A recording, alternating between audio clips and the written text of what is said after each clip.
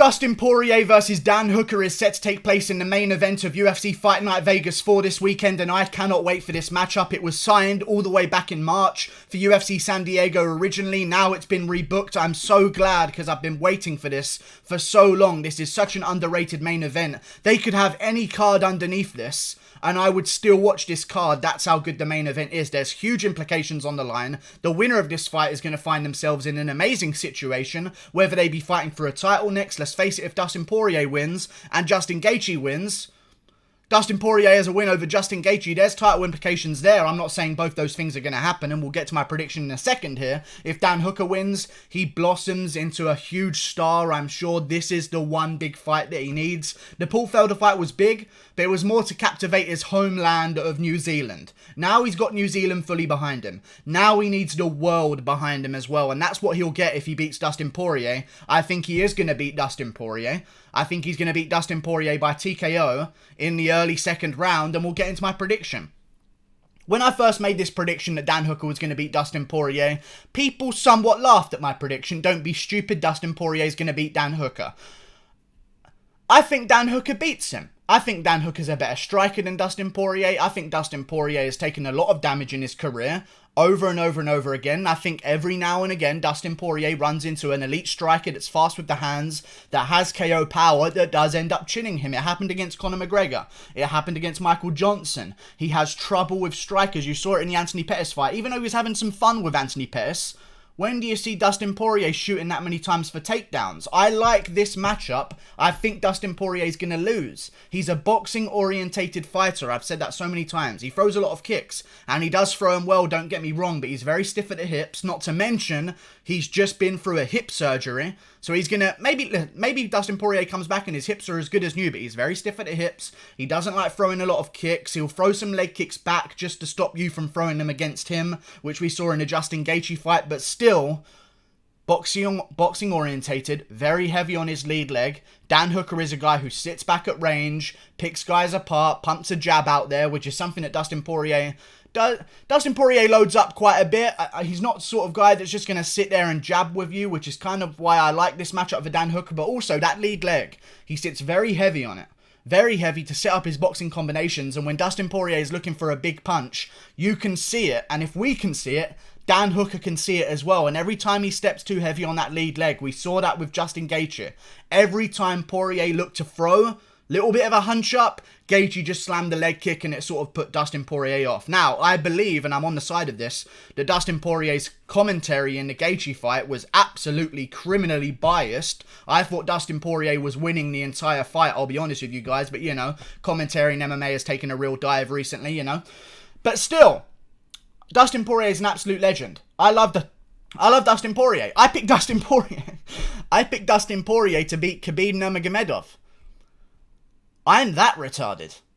I picked Dustin Poirier to beat Khabib Nurmagomedov. Khabib Abdulmanapovich Nurmagomedov. I picked Dustin Poirier to beat him. I'm a big Poirier fan. I thought Poirier could beat Khabib. I thought Poirier was going to beat Khabib unless he pulled a guillotine. That was my prediction. Poirier beats Khabib unless he pulls a guillotine. Poirier pulls the legendary guillotine that he's caught no one in and doesn't get it.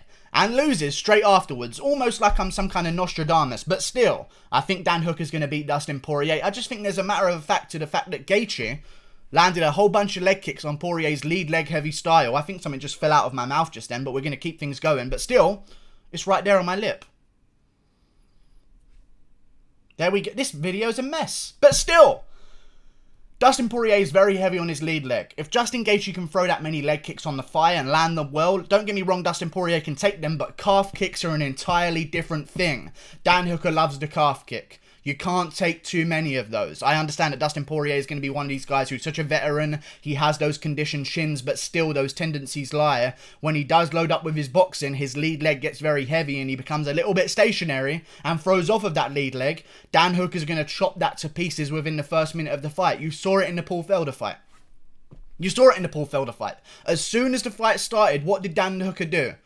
Calf kick, Calf kick, that's all he does. He's just softening guys up. He throws the jab in the eye. He's looking for some kind of damage that is going to benefit him as the fight goes on. I'm not saying that Dan Hooker's going to completely outclass Dustin Poirier and Poirier is not going to have a chance. But what I am going to say is Dustin Poirier has a lot of tendencies that means that Dan Hooker, who has a massive reach advantage here as well for his jab, is going to be able to poke at Dustin Poirier within that first minute with calf kicks and jabs that he throws straight in the eye. People discredit Dan Hooker's jab so much. He doesn't even aim for the chin. He's aiming middle knuckle straight in the eye.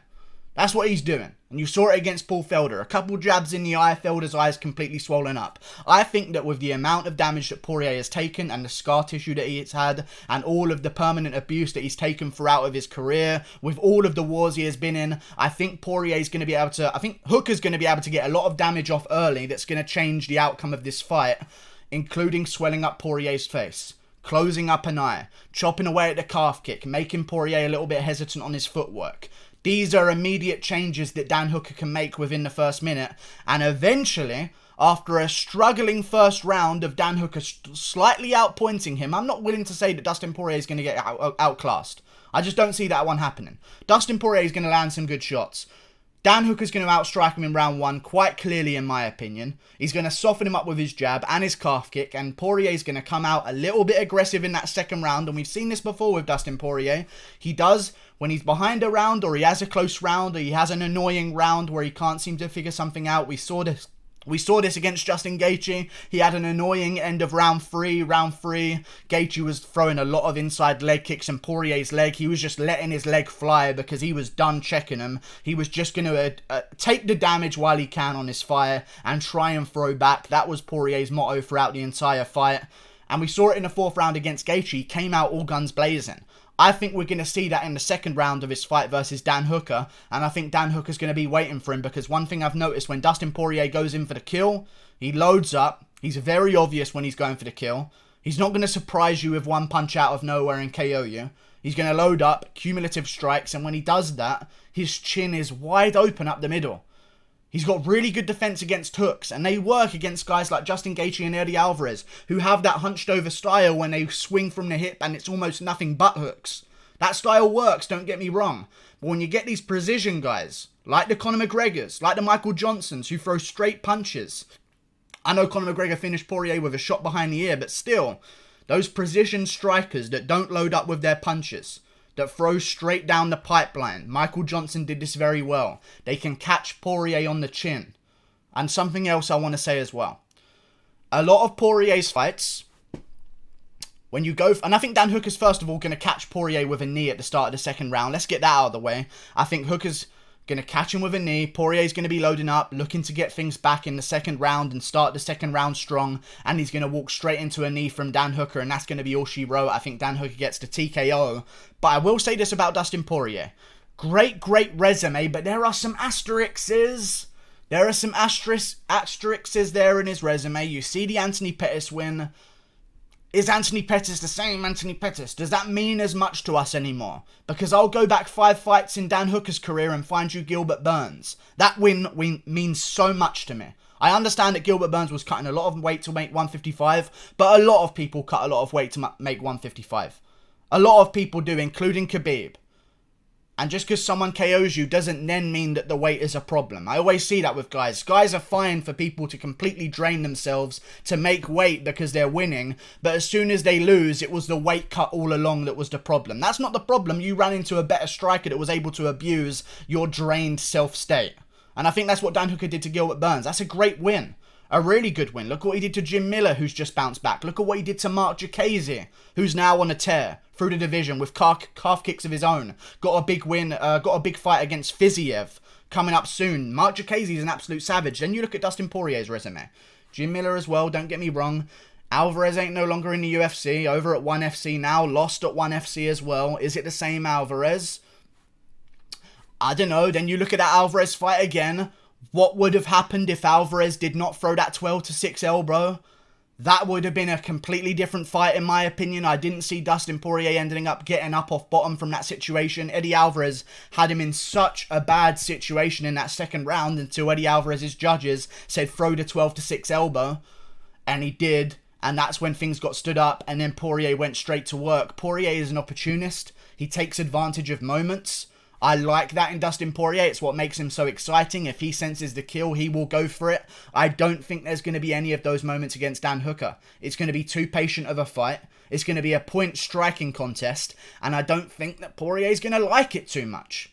I really don't. I think Dan Hooker's going to KO him in the second round. I just can't see Poirier doing it. There are certain fights, guys. I'll predict one guy, and in the back of my mind, I can see something bad happening to him, and maybe the other guy has and I could see it. I can see the guy KOing him. When I picked Cody Garbrandt, I could see Pedro Munoz landing something clean and landing on Cody Garbrandt's no chin. But still, I don't see Poirier beating Hooker. There's just a style disparity there that I don't like for Dustin Poirier. And against Max Holloway as well, I'll say this. I like the win against Max Holloway. In my opinion, and I stand by this, and I've said this since after the fight as well, Max Holloway looked like featherweight Max Holloway with 10 pounds of body fat on him. He was not a lightweight in there, although he was a big guy, don't get me wrong. When you move up a division, you've got to first become a member of that division. You've got to do 3 months outside of any fight, build yourself into that weight class, and then try and make the cut down to 155 and build on that 10 pounds of muscle that you need, or 7 pounds of muscle if you want to cut 3 pounds less for the weight cut. It could happen. Still, but Max Holloway, in my opinion, came into that Poirier fight, and you could see it coming in, you could see it at the weigh-ins. He did not look in peak condition. He looked like Max Holloway with 10 pounds of fat on him, and that's because, on 6 weeks' notice, Max Holloway, who was supposed to be fighting Ortega, or not supposed to be fighting Ortega, but was supposed to be fighting at 145, at featherweight, got a call, in 6 weeks, can you make 155? That's not going to be a good 10 pounds of weight that Holloway is adding to his system. It's going to be 10 pounds of fat. I like Poirier. If he can't KO some guys, I don't think he's going to be able to KO Dan Hooker. I just don't see it happening. I know Dan Hooker's been finished by Edson Barboza, but I feel like a kick-heavy game is really good against Dan Hooker because he focuses so much on the boxing. A lot of the kicks can slide through. One thing that Poirier can abuse: Dan Hooker keeps his right hand very low because he's so jab heavy, and once he's landed a jab enough times, then he'll start throwing that right hand and the right hand starts coming up. His right hand is so low at the beginning of the fight, and Dustin Poirier's got a mean lead hook. So if he can land that on Dan Hooker, there might be some problems. I just can't see it happening. I really can't, and I think a lot of this, and a lot of people are coming into this fight with some, and I'll save this for the end, with some preconceived notion that Poirier is going to walk through Dan Hooker. I don't agree with that. I don't. I think a lot of people are salty because they wanted Felder to win and he lost. It's the same thing with Darren Till versus Stephen Wonderboy Thompson. Go and look at the stats. They do not lie. Dan Hooker beat Paul Felder. I feel like a lot of people, and I saw this on the free fight on YouTube that they just put out, Hooker versus Felder they put out on YouTube. Everyone was commenting, wow, I shouldn't have posted something that he lost. You don't win a fight based on round 4. Hooker won rounds 1, 3, and 5. Check the fucking stats. Pretty simple to score. I don't understand, and I think a lot of people are carrying their hatred that Dan Hooker got a decision over Paul Felder, and they're just saying that, you know what, Dustin Poirier is going to completely obliterate him. Not true, and I think it's affected the odds, and I'm not willing to pass him up. At all. Dan Hooker's going to beat him. I think he's going to get the job done. Too many calf kicks early. Eventually lands the knee when Poirier tries to load up. I think if Paul Felder got his hand raised against Dan Hooker at UFC Auckland, exactly the same fight happened, but instead, one extra judge scored it for Paul Felder rather than Dan Hooker. If Felder got his hand raised in exactly the same situation, you would not be saying that Felder gets destroyed by Dustin Poirier. That's not what you would be saying. People are somewhat angry because when they see fights take place in someone's hometown, they come in with a preconceived notion that the judges are going to give them every close round and that's how they're going to win. That's not true. If Dan Hooker versus Paul Felder happened in the USA, people would have no problem with the decision whatsoever. I truly believe that. If Darren Till versus Stephen Wonderboy Thompson happened in the USA, people would have no problem with the decision whatsoever. I think Dan Hooker beats him. I really do. Styles make fights. Dan Hooker's style beats Dustin Poirier's, in my opinion. I'm throwing down the gauntlet. I dare you to challenge me, Dustin Poirier. I actually wouldn't mind. Honestly, if Dustin Poirier wins, it's probably better for the UFC. He's taking this fight so he can... I'm assuming... Listen, Dustin Poirier has nothing to gain here. Nothing to gain whatsoever from this fight. He could have waited a few months and taken on Conor McGregor for the next title shot. He easily could have done that. I think he's taking this fight to warm himself up for his next one against a guy ranked below him, because he knows his next fight would have been a huge name, either Tony Ferguson or Conor McGregor. I think he wants to get past Dan Hooker because he's been out for quite some time, and that's something I didn't even mention. Didn't even mention it in this video. Another thing against Dustin Poirier. If everything wasn't enough already for me. He's been out since UFC 242.